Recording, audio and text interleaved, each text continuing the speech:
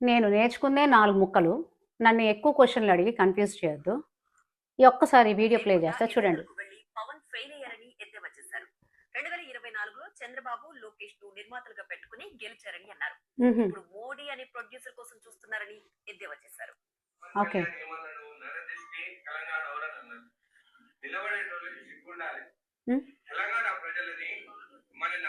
Treatment గట్టిగా ఉండాలి.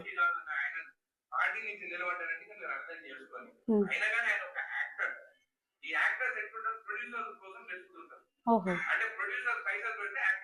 ఓ అవునా?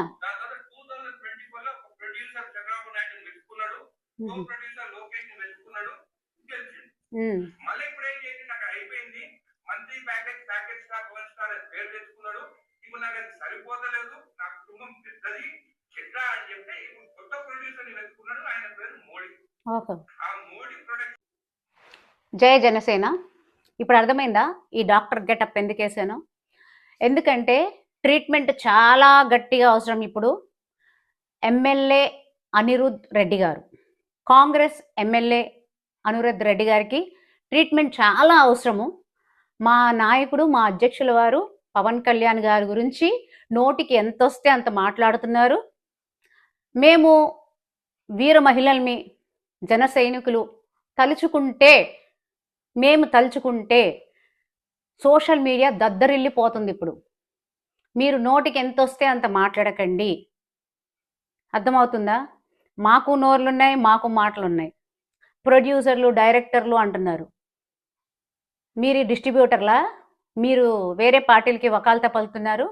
కరెక్ట్ ఎలక్షన్స్ ముందు, ఇప్పుడు వచ్చే ఎలక్షన్స్ ముందు మీరు ఇలా మాట్లాడుతున్నారు, చెడు వ్యాఖ్యలు చేస్తున్నారు అంటే అది ఏంటి?